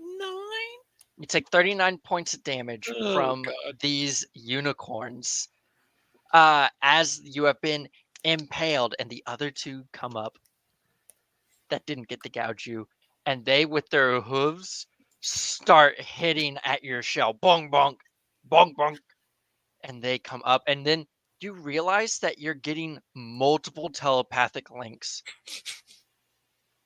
There are 5 additional things trying to communicate with you telepathically. Do you answer the call? I'm gonna answer. You answer the Ring, call, ring. and Ring, you are ring, ring, hit ring, with. ring, ring, ring, You ring, answer ring, one, ring. it goes. Honk. The other one, you pick up another one, and you hear just this uh, elvish just jingle in this beautiful language that falls off the tongue like poetry, but then it's like it turns Gaelic. It's rough. Yeah, you answer another one, you're just met by the same cacophony of Sylvan, Celestial, and Elvish languages hitting you all at once in your brain. And so I need to roll to see if these hooves hit. They get 2 attacks. Oh Lord. That's a miss with a hoof, a hit with the horn, and miss with the hoof. And so you get hit by 1 horn. And you take 9 additional points of piercing damage. As he does, because he goes clonk, and on the way down stabs you, and it pierces through your shell as it hits down, and it punctures you and stabs you. And on that you just hear, and you don't know a lot of the language, but you do know the cacophony of when they're like, victory! You hear like the cry of the Valkyries start playing in your mind in a chorus of 5. And you see Fenwick is in the back, and he's chilling. And he has pulled out a drink, and he's sipping on it. And he goes, "This is way better than I could have ever expected." Okay, that's the unicorn's turn. Thing is Yato next, right?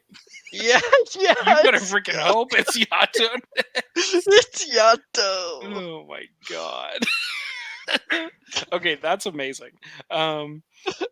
So watching all of this happen, and just like watching Devo jump on this unicorn, Ugh. it takes off across, and then just gets mauled, and then stomped on a whole bunch by a bunch of unicorns. I'm like watching all this unfold, and I'm like, wow, I lead a very interesting life. Like those are the thoughts that are going through Yato's mind. It's just like, I'm friends with the turtle, and he's getting mauled by unicorns right now. Like, huh? You would have never thought, kind of thing. And so, I'm gonna go ahead. I have no interest in attacking these unicorns or hurting them in any way, shape, or form. So.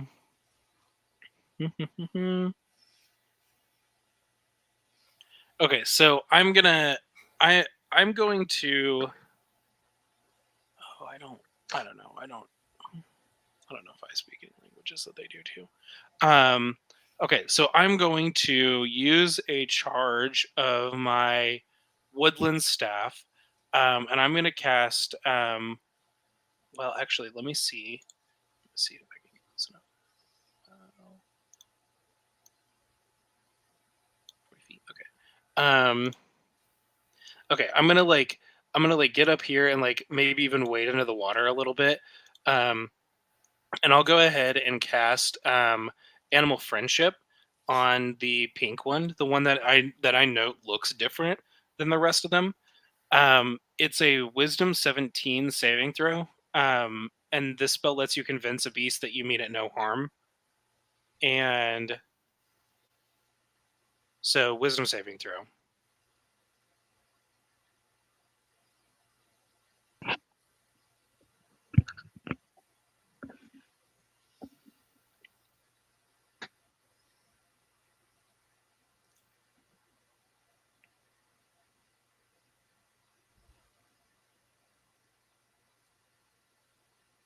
What's the save? 16?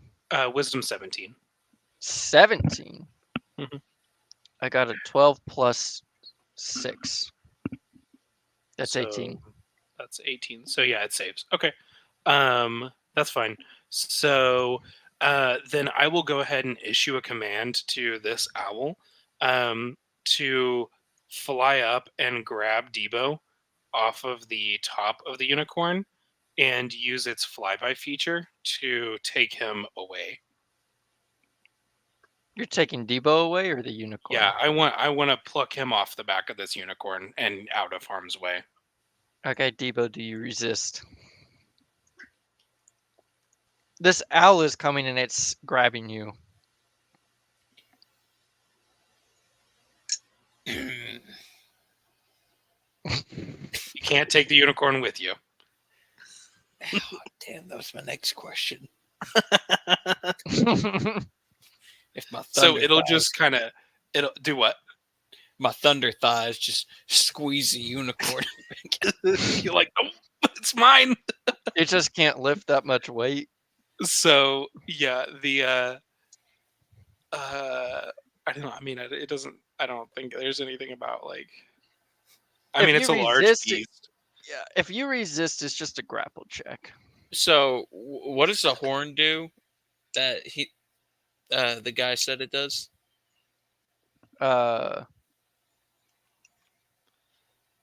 It'll like cure a bunch of stuff.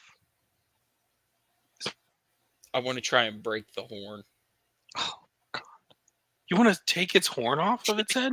It's not even your turn yet. Yeah, it's not your turn. Hang on. Oh. Okay, so the owl is trying. Basically, the owl grabs you, or like just like on your shoulders, and it's not like piercing you or anything like that. It's just trying to grab you, and it's trying to lift you off. And I so guess I let it happen. the owl is gonna assume that you're gonna let it happen, but it's your call on if you don't let it happen or not. I mean, I'm bloodied pretty much. Yeah, I believe you. You just got mauled. Yeah, I'll let the owl grab me. Okay, so the owl has 60 feet of movement, so it moved like 10 feet or 20 feet to get there. What was that? Yep. Yeah, it was like 20 feet to get there, and so then basically it will go 40 feet up with Debo to just be like above the unicorns. Okay, as it's doing that, the one that he was on top of is gonna try and like kick him with his hooves. It's just a reaction. One last kick. One last kick, you know. Jeez. Natural 20, baby. Oh my god. I will. I will. God damn it. All right, I'll silvery barbs it. It's a natural 20. I don't. Why would try you to do stop. that? Let it suffer the consequences of I his know, and actions. part of me does want that to happen, but Brandon, I let it know happen, that. then. All right, Brandon, please, Brandon. it's either Brandon. I have to heal him in a minute, or I have to silvery barbs right now. It's Or- one or the other. Or you could make amends with the unicorns and they can heal him if you can persuade them. Yeah, I don't But know. please, you can. If it was a true enemy, I'd have no Alright. issues. But let me That's have fine. this. All right, yeah. All right. Crit him. Crit his ass. Get him. He kicked my turtle dick. Ding. Normally it's hidden within the shell, but they fucking found it. Ding dong. Ding dong, the witch is here, bitch.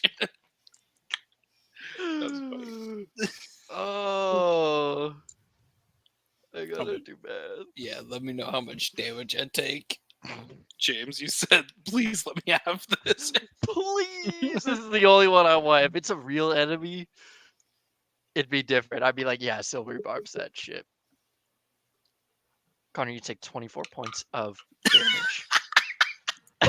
That is And so much damage. You feel your nuts in your throat. You lose a testicle. It ruptures.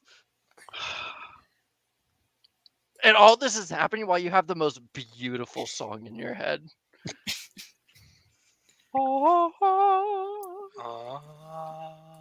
Guys, I have gone from 111 to 39 hit points. I believe you. You have killed a mechanical dragon.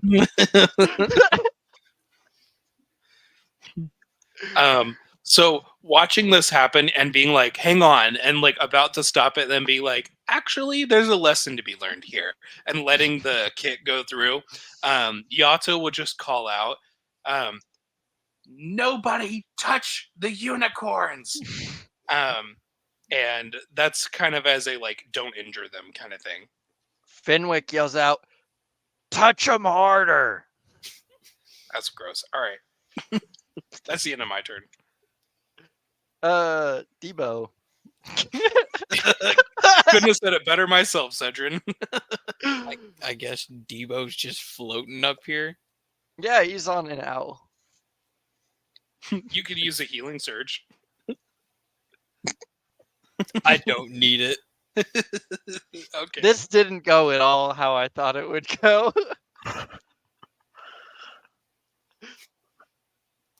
Yeah, I guess I'll hold my turn. I know they can't fly, but I just want to look with the most disappointed eyes, cause like I wanted to tame that. I almost had it. In Debo's mind, he's like, Yato messed this up for me. And in Yato's mind, he's like, I just saved Debo from a horrible, embarrassing death. So, do you want a healing surge or anything? No. Okay. Cedrin, what would you like to do? How angry are the unicorns looking at us right now? They literally have formed a mob under this one owl. They're looking up at it. Is this? Can I tell if this is like an intelligent mob or if this is like just animals, like elephants protecting one of their own kind of thing?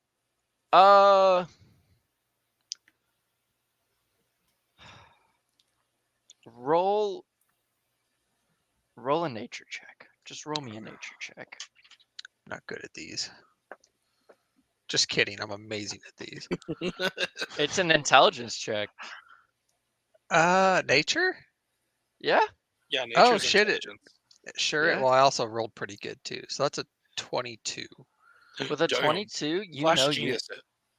unicorns are legitimately smarter than the average bear. Like they don't like they're still an animal, but because of their fey nature, well, not even fey, celestial, but in this instance, they came from the Feywild. They can think and speak above the capacity of a average animal. So knowing that, unless that was my action to the nature check. Was No, that my action? absolutely not. No, I'm not doing that. Okay.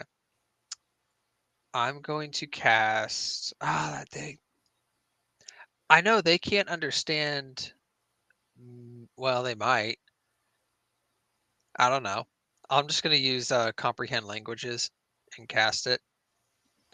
Okay. And I'm want to shout, like kind of waving my arms, like don't kill him, don't kill him. He's an idiot. Like don't kill him. And like Oh, kind man. of walking forward, trying to like 5, 10, 15, 20, 25. I'll go with about 25. I don't want to get like super close. But basically trying to shout at them like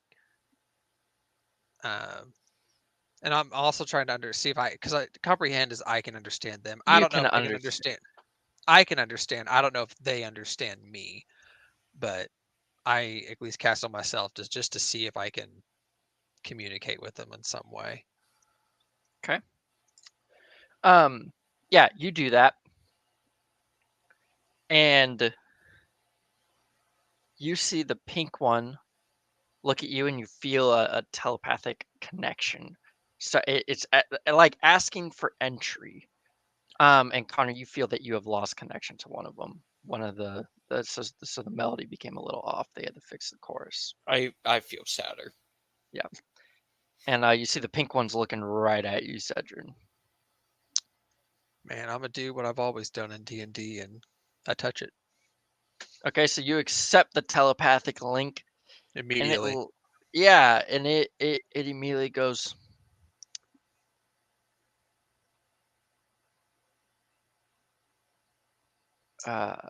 Sorry, I'm thinking of a voice real quick.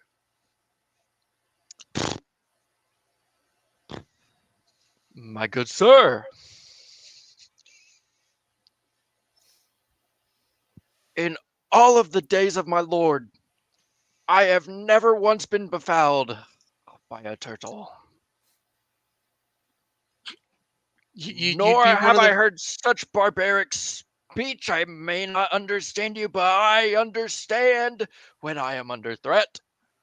No threat. No threat. Zero threats. And he goes there. You continue to shout. You jump on us in a language we do not know. How must you expect us to react?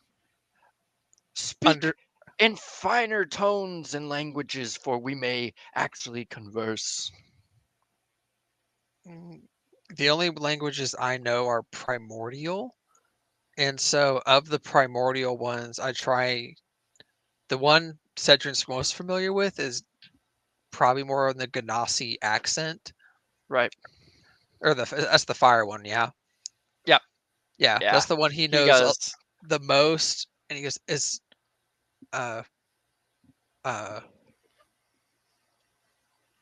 uh my fellow," he goes, "my fellow being, is this tone and language more accepting?" I never thought it could get worse. With I that, backtrack.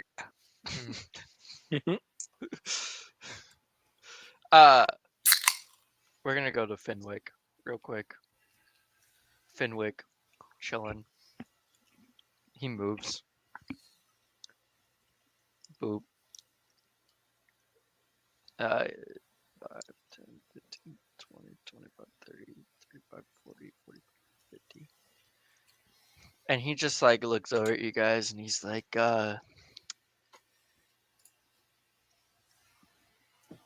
so you guys like want me to talk to him, or you guys know I can be like an interpreter?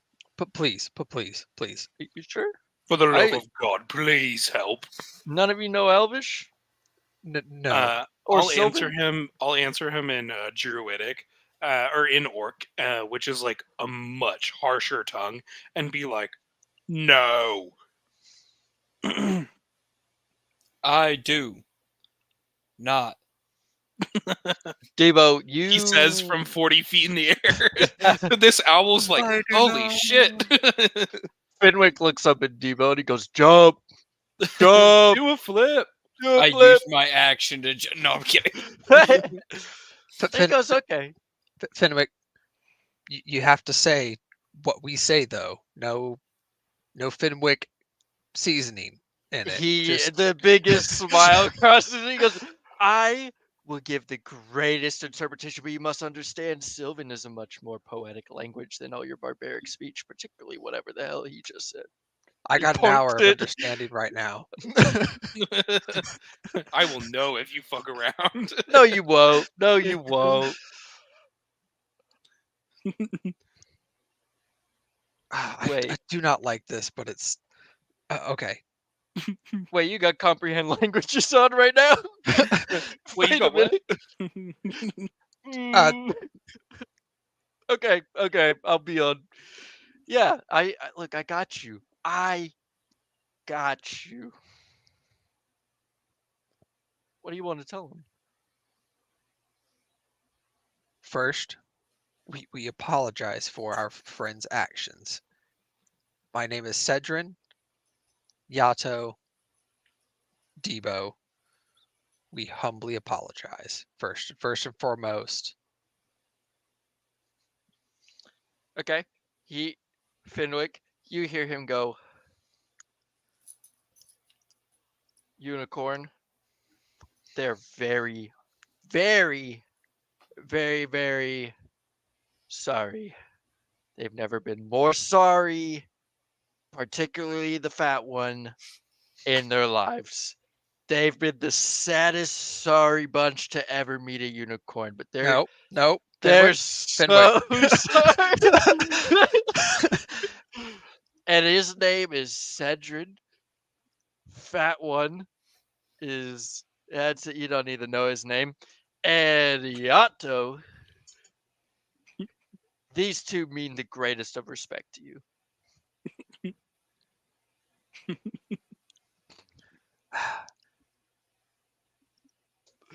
You May can't we- actually hear once that connection leaves, so you don't actually know what the unicorn is saying to Fenwick. Because it's all Oh, because it's telepathic. telekinetic. Yeah. So he waits. You see Finwick. And for everyone that doesn't know Sylvan, you just hear me, oh, me. And then Fat One is just thrown in there. They don't have a word in Sylvan for that one. That's really rude. But also, I understand. Yeah. So he looks back. He goes, Eddie. So what's that was one. That was one. What's two? What's two? Two what? Oh, you said for starters. I assume there's a middle and an end. Fair. I turn and look at Yato, like kind of in a panic. And he goes,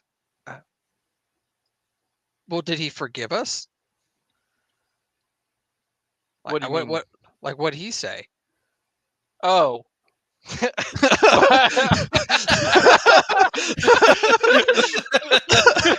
I don't know if that was intentional or not, but Finwick just going, "Oh, that's really funny." He goes, he's doesn't really care that you're sorry. You did him no harm. Yeah, but just the same as those are his friends. This is my friend. He came to his aid. I came to my friend's aid. So there must be some understanding that this is my herd, so to speak, and that's I'm- his. I hate to break this to you, but this may be a culture shock to you. But us in the Fae, when you come through, we live for the life of the party, not for the life of bonding with each other. It's that was their version of fun. Was fighting? Oh, it was exciting for them. They've never had that much fun in their lives. That's because they didn't get hit back. Well, yeah, it's fun that way. Boom, got him. Would it not be fun for you? To get hit and No, mauled to and do- trampled by a to bunch of do- unicorns? No, No. to do the hitting, do the you fight. Does he want me to kill him? Look, between the three of us, I'm the one that's least likely to fight. Well, yeah, just since you don't have the Yeah, that's true, capacity that's for it, means you got kind of no concept of how enjoyable it would be. That's not true. He's extremely dangerous. Thank you, Ooh. Yato. But yeah, so what's the middle part? What do you want me to tell the unicorn? He has no beef with you. Does he still have beef with Debo? Yeah. Oh, they want to hit him again, but they're not like super angry or anything. They just thought it was funny. Debo, apologize and tell him that you're sorry. I'm sorry. You all. No, Debo. Debo. You went too far. Finwick immediately goes, he said, I am sorry, you all. Yeah, that's what he Oh, that's says. He perfect, says, actually. I'm sorry, you all. That is what the fat one says to you. He says, from 40 feet up, he's very sorry. Hey, bird, just put me over the lake. Yeah, the bird will listen to him. Yeah, the owl will carry him over, and drop him in the water. I would like to use my action now Okay. for the biggest performance high dive ever. Okay. Are you communicating anything with that to the owl? Yeah, I'm like, Okay. I want to dive in. It'll use all 60 feet to go even higher and give you even more altitude. Okay. Yeah. With that, roll with advantage on your performance check. Oh, how I've missed this, gentlemen. Look, I know I talk shit on the advantage disadvantage system. I stand by it, but in this case, it's good. I'd rather give him a plus 8. That's a Why 26. don't you? Advantage is just- fun though, because because rolling more dice is fun. He's a dice goblin. That's why. We Yeah. got a bunch of dice goblin here. I'm That's thinking me. of numbers and not the enjoyment of rolling dice. I understand that. That makes sense. 56. 26. You roll the greatest dive of your life. All the unicorns neigh. Let's party! And you see immediately the pink one charges after you in the water. And Fenwick is just watching. He's calm as a cucumber, just See- chilling. Does that pink unicorn look like he's about to gore Debo? Roll insight. That's a natural one. The potential is very real, It's got a horn. but it doesn't look like there's much you can do to stop it. Are you sure about that? But as it charges through, do you think you can stop a unicorn? Kinda. Bet. Debo thought he could. I thought I could ride one. Kinda. And as he does, the hilarious. horse rears up as it approaches Debo. And you see a light shine from its horn. And as it comes down, Cedrin, you want to do anything to stop the unicorn? No. Okay. It comes down and it oh so gracefully taps the head of Debo as he comes out of the water from his deep dive. Bonk! Hits on his head. You are healed for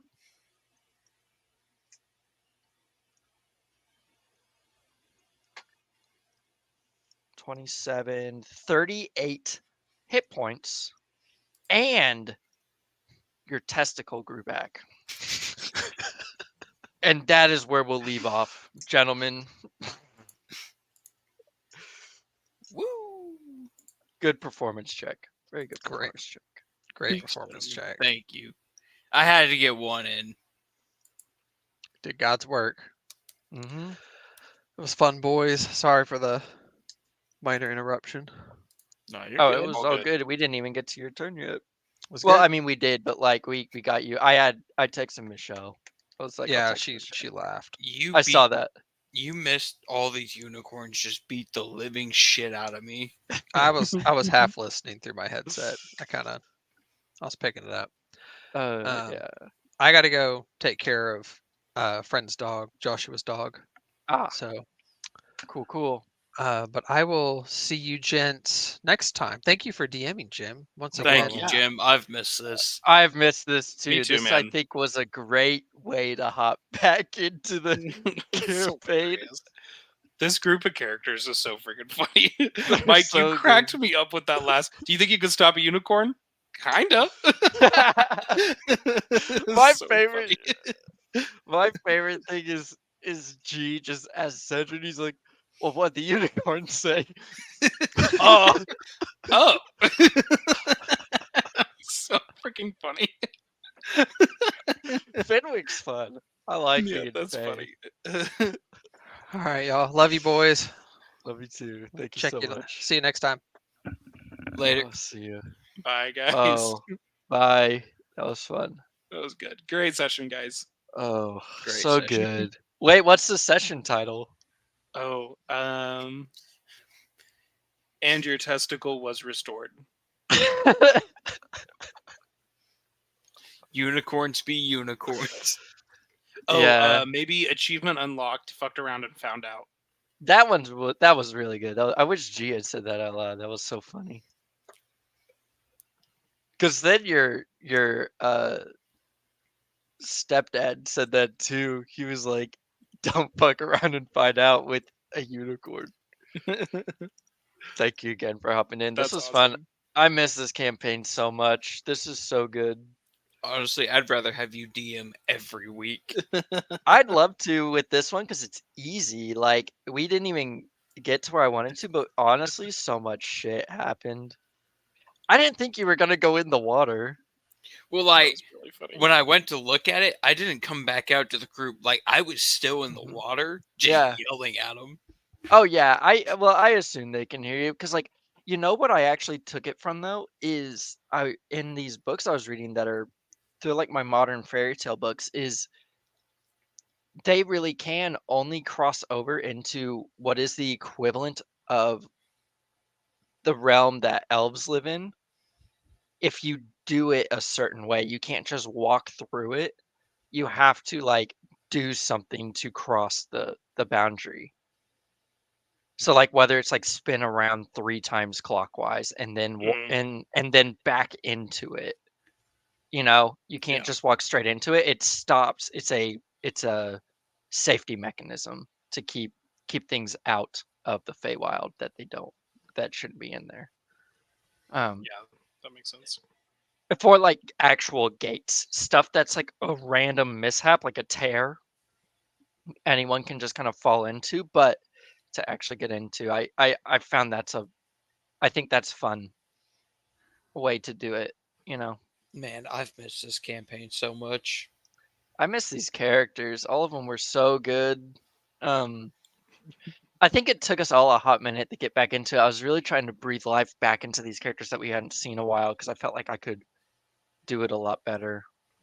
Debo will never forget about Sloth, though.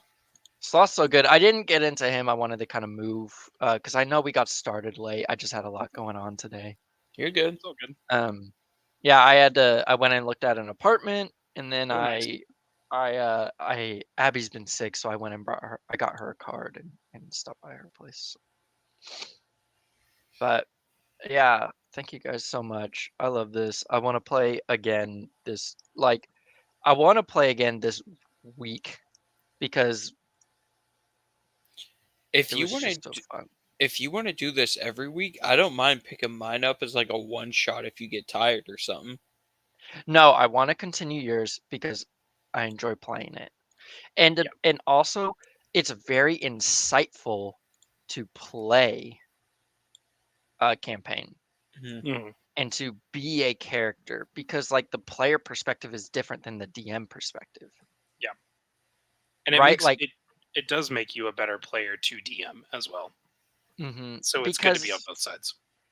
It's odd. There's certain aspects of DMing that make you a worse player, and there's certain aspects of DMing that make you a better player. I think when you DM a lot, you have a lot of grace for DMs. Yeah. But you also, but also if you DM a lot and you play, you can get nitpicky about things. About like, well, that's not really how that check works or how I would use that check. I think you shouldn't have done that, blah, blah, blah. Like, you should have done this instead. It's like, it doesn't matter. It's not my campaign. I'm like, I need to focus on my character.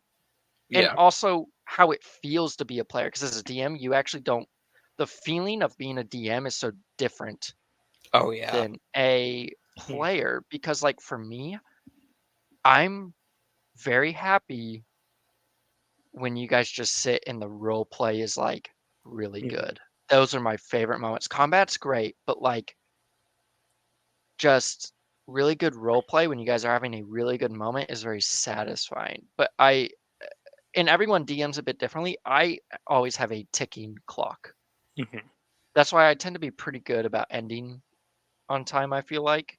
Yeah. Like I ended at 9:30. Just flow. Like I'm always thinking about flow. Yeah. So like, and then it's like, I think I've been DMing enough that like it's very easy for me to make calls on a roll. Like I find that what I've seen for people DMing is that they really only know when to let players roll in combat. That's when most of the rolling happens is in combat for new DMs. A lot of my rolling happens outside of combat. Yeah. Like, and I think you're very forgiving about like helping, because like very analytical players like G are very like, he wants to, can I look around? Can I see what's happening with this? What does this player look like they're doing, or what does this character look like they're about to do before he like makes decisions? And so he's just very analytical, and you're very forgiving with making an insight check, make an investigation check, go ahead and roll perception, like, and it's not part of his action kind of thing.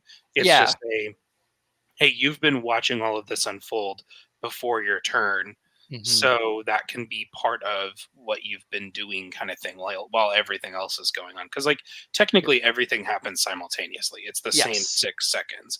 But I don't know. I feel like that's a good house rule, if you will. Like, I feel like that's a good way to be forgiving on it, is to just, because it's like, whenever you're like, nope, that's your action, it's like looking around for 6 seconds, like, and not, you know what I mean? And like maybe casting a bonus action, it's like, that just kind of, I don't know, it just Sucks. burns a lot of time. And It so, and I it don't know. kills flow. It doesn't feel Yeah. good. It doesn't feel good for me as a DM because I'm like, that felt like I just wasted everyone's time. That's Yeah. what it feels like for me. Yeah. One thing Because I it's did not want like to, overpowered. yeah. Oh, I agree. Yeah, it doesn't give you like a huge advantage. And one thing I did want to comment on is this session. I want to compliment you on this. You went from initiative order. We dropped out of initiative very seamlessly. Like, it became very clear when we were like no longer really adhering to initiative, and it didn't really feel Hmm. abrupt. You didn't have to say, hey, we're out of initiative order or anything like that. Right. Like, you didn't have to say, hey, that's too much stuff for your turn, it's somebody else's turn. Like, you Mhm. didn't have to cut anybody off. And I think that felt very natural, and I feel like it felt very like appropriate. And it was something that was like, I don't know. I also think, like, as a group of players, like, we communicate really well and we do a good job of like monitoring ourselves and going like, I Yes. think that's enough for one turn, kind of thing, or like, hey, I'm going to include somebody else in this, or like, hey, I want help in this, kind of thing. And so, like, hey, Debo, come help me investigate this, or Mhm. hey, like, Ferdinand's doing something weird, Yeah. come help me, and like that kind of thing. So It's good synergy. We've been playing again, like I said at the beginning, 3 years. In this yeah. campaign alone, this is where we got started. 3 years we've been playing together. We know each other really well. And then it's also like I have found my things to help move because I know G wants to do a lot of things because he wants to Yeah. get as much information as possible.